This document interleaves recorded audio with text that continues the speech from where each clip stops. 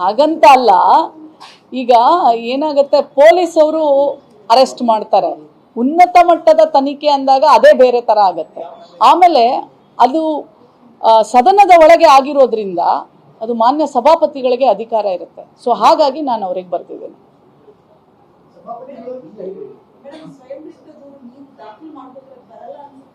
ಸ್ವಯಂ ಪ್ರೇರಿತ ದೂರು ದಾಖಲು ಮಾಡ್ಕೊಳ್ಳೋದು ಯಾವಾಗ ಅಂತಂದ್ರೆ, ಈಗ ಯಾರು ಮಾಡಿರಲ್ಲ ಅನ್ಕೊಳ್ಳಿ. ಸೊ ಹಾಗಾಗಿ ಅಲ್ಲಿ ಸದನದೊಳಗೆ ನಡೆದಿರೋದ್ರಿಂದ ನಾವು ಅವರಿಗೆ ಪತ್ರವನ್ನ ಬರೆದಿದ್ದೀವಿ.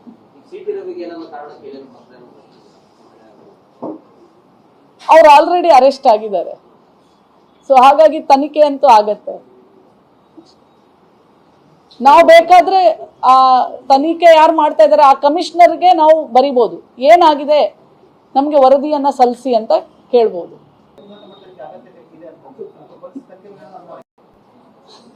ಹಾಗಂತ ಅಲ್ಲ, ಈಗ ಏನಾಗುತ್ತೆ, ಪೊಲೀಸ್ ಅವರು ಅರೆಸ್ಟ್ ಮಾಡ್ತಾರೆ, ಉನ್ನತ ಮಟ್ಟದ ತನಿಖೆ ಅಂದಾಗ ಅದೇ ಬೇರೆ ತರ ಆಗತ್ತೆ. ಆಮೇಲೆ ಅದು ಸದನದ ಒಳಗೆ ಆಗಿರೋದ್ರಿಂದ ಅದು ಮಾನ್ಯ ಸಭಾಪತಿಗಳಿಗೆ ಅಧಿಕಾರ ಇರುತ್ತೆ. ಸೊ ಹಾಗಾಗಿ ನಾನು ಅವ್ರಿಗೆ ಬರ್ತಿದ್ದೇನೆ.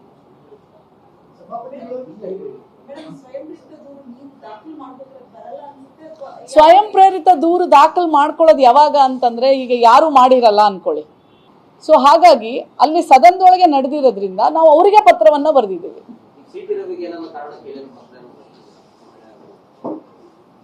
ಅವ್ರು ಆಲ್ರೆಡಿ ಅರೆಸ್ಟ್ ಆಗಿದ್ದಾರೆ.